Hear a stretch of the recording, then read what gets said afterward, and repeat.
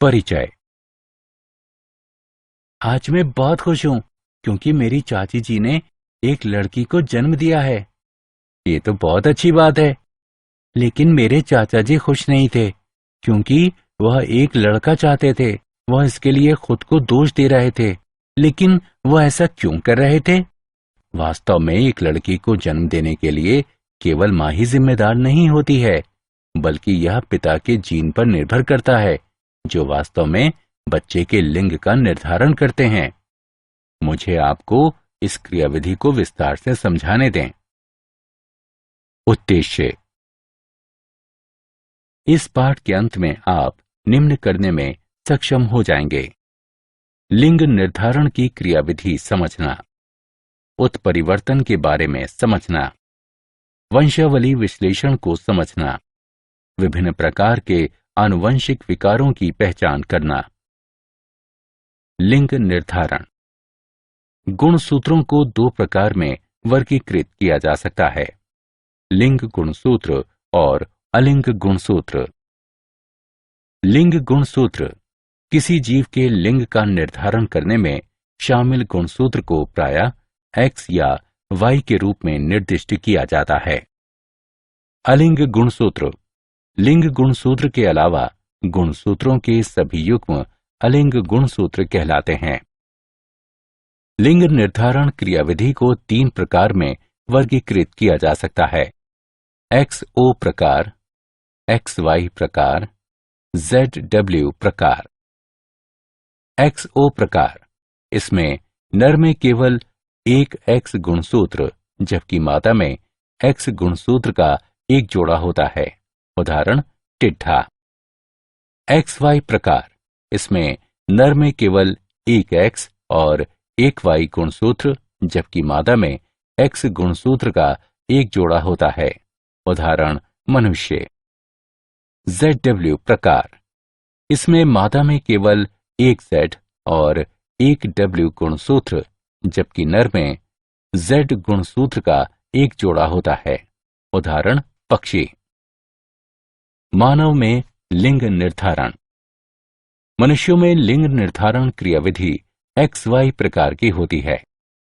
मनुष्यों में गुणसूत्र के 23 जोड़े होते हैं, 22 जोड़े अलिंग गुणसूत्र और एक जोड़ा लिंग गुणसूत्र, मादा में XX और नर में XY। शुक्राणु के साथ अंडाणु के निषेचन के दौरान दो प्रकार के युग्मक बन सकते हैं। इसलिए शिशु के बालक XY या बालिका XX होने की प्रायिकता 50% रहती है। इस प्रकार लिंग निर्धारण के लिए पिता के शुक्राणु की आनुवंशिक संरचना जिम्मेदार होती है, न कि माता की। उत्परिवर्तन।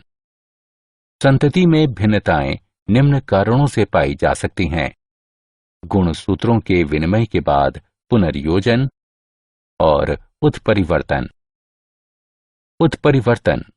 उत्परिवर्तन एक घटना है जिससे DNA अनुक्रम में फेरबदल हो जाता है और फलस्वरूप जीव के जीनोटाइप तथा फिनोटाइप में परिवर्तन हो जाता है। उत्परिवर्तनजन। कारक जो उत्परिवर्तन में शामिल होते हैं उत्परिवर्तनजन कहलाते हैं। उत्परिवर्तनजन हो सकते हैं रसायन जैसे कि क्षारीकरण अभिकर्मक, विकिरण जैसे कि पराबैंगनी किरणें, आयनकारी विकिरण आदि, विषाणु और भौतिक अभिकर्मक। उत्परिवर्तन के प्रकार। उत्परिवर्तन को निम्न प्रकार में वर्गीकृत किया जा सकता है: लोप। लोप DNA से एक या अनेक न्यूक्लियोटाइडों को हटाता है। अंतर्वेशन यानी अनुलिपीकरण। अंतर्वेशन एक या कई अतिरिक्त न्यूक्लियोटाइडों को DNA में जोड़ता है। बिंदु उत्परिवर्तन। ये वो उत्परिवर्तन हैं जो DNA के एकल क्षार युग्म में परिवर्तन के कारण उत्पन्न होते हैं। फ्रेम शिफ्ट उत्परिवर्तन। इसमें एक या कई क्षारों को निविष्ट या निष्कासित किया जाता है। परिणाम स्वरूप DNA अनुक्रम महत्वहीन बन जाता है। मूल्यांकन। आगे बढ़ने से पहले आइए जानें कि आपने कितना सीखा। निम्न का मिलान करें। सही विकल्प को उठाकर उसके संगत स्थान पर रखें। वंशावली विश्लेषण। वंशावली विश्लेषण परिवार की अनेक पीढ़ियों में विशेषकों का विश्लेषण वंशावली विश्लेषण कहलाता है। वंशावली यह पारिवारिक संबंधों का एक आरेख है जिसमें लोगों को निरूपित करने के लिए प्रतीकों और आनुवंशिक संबंधों को निरूपित करने के लिए रेखाओं का प्रयोग किया जाता है। वंशावली में उपयोग किए जाने वाले कुछ बुनियादी प्रतीक हैं। आनुवंशिक विकार। आनुवंशिक विकार एक अवस्था है जो व्यक्ति के डीएनए में विकृति के कारण उत्पन्न होती है। मेंडलीय विकार एक आनुवंशिक रोग जो वंशागति के मेंडलीय प्रतिरूप को दर्शाता है और डीएनए की संरचना में एकल उत्परिवर्तन द्वारा होता है, मेंडलीय विकार कहलाता है। ऐसा रोग विशेषक प्रभावी या अप्रभावी हो सकता है। ऐसे विशेषकों के संचरण का निर्धारण करने के लिए वंशावली विश्लेषण का उपयोग किया जा सकता है। अलिंग गुणसूत्र प्रभावी वंशावली। अलिंग गुणसूत्र अप्रभावी वंशावली। सबसे सामान्य मेंडलीय विकारों में से कुछ हैं हीमोफीलिया, सिस्टिक फाइब्रोसिस यानी फुटिए तंतुम्यता, दात्र कोशिका अरक्तता, वर्णांधता और फिनाइल कीटोन्यूरिया। हीमोफीलिया यह लिंग सहलग्न अप्रभावी विकार है जो रुधिर स्कंदन को नियंत्रित करने की शरीर की क्षमता को क्षीण करता है। यह कुछ स्कंदन कारकों की कमी के कारण होता है। इस विशेषक का संचार वाहक मादाओं से अप्रभावित नर संतति में होता है। मादा की हीमोफीलिया से रोगग्रस्त होने की संभावना विरल होती है क्योंकि ऐसी मादा की माता में कम से कम वाहक और पिता को हीमोफीलिया से ग्रस्त होना आवश्यक होता है जो अधिक वय तक जीवित नहीं रह पाता। निम्नलिखित चार्ट हीमोफीलिया के संचार को दर्शाता है। सिस्टिक फाइब्रोसिस यानी फुटिए तंतुम्यता।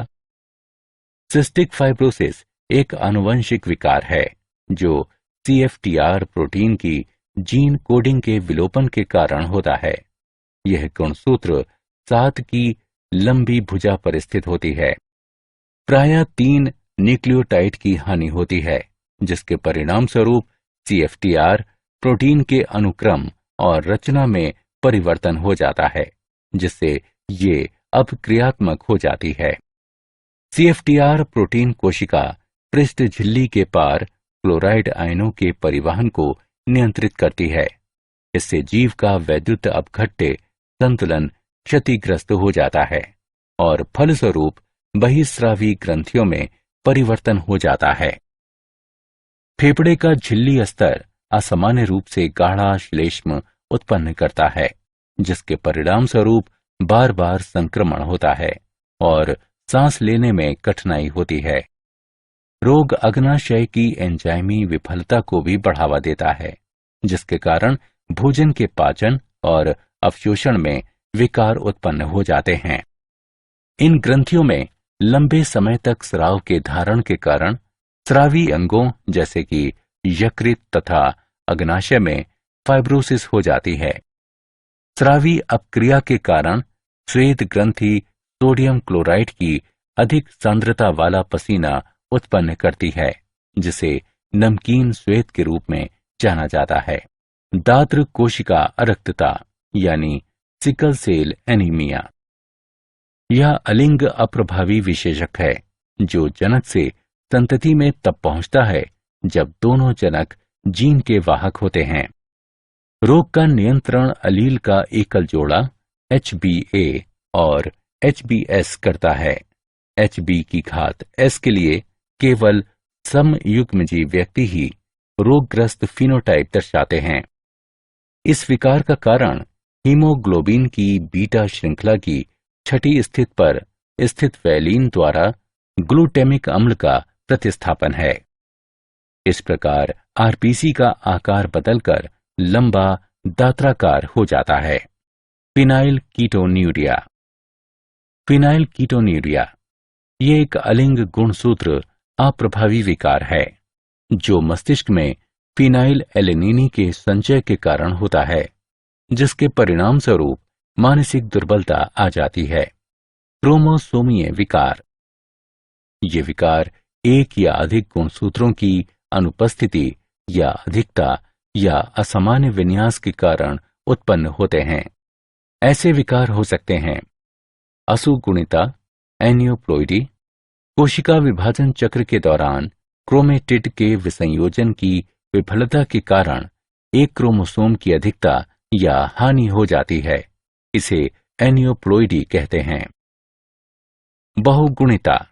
बहुगुणिता एक अवस्था है जो तब पाई जाती है जब अंत्यावस्था के बाद कोशिका द्रव्य विभाजन नहीं होता है, जिसके परिणाम स्वरूप क्रोमोसोम के पूरे सेट में वृद्धि हो जाती है। ट्राइसोमी। क्रोमोसोम की एक अतिरिक्त प्रति ट्राइसोमी यानी त्रिसूत्रता कहलाती है। मोनोसोमी। जोड़े से एक क्रोमोसोम की अनुपस्थिति मोनोसोमी कहलाती है। मनुष्यों के कुछ सामान्य क्रोमोसोमीय विकार हैं। Down syndrome. ये क्रोमोसोम संख्या 21 की ट्राइसोमी के कारण होता है। Klinefelter syndrome. यह मनुष्य के शुक्राणु XXY में X क्रोमोसोम की अतिरिक्त प्रति की उपस्थिति के कारण होता है। Turner syndrome. ये मानव अंडाणु XO में एक X क्रोमोसोम की अनुपस्थिति के कारण होता है। मूल्यांकन। आगे बढ़ने से पहले आइए जानें कि आपने कितना सीखा। सही विकल्प पर क्लिक करें।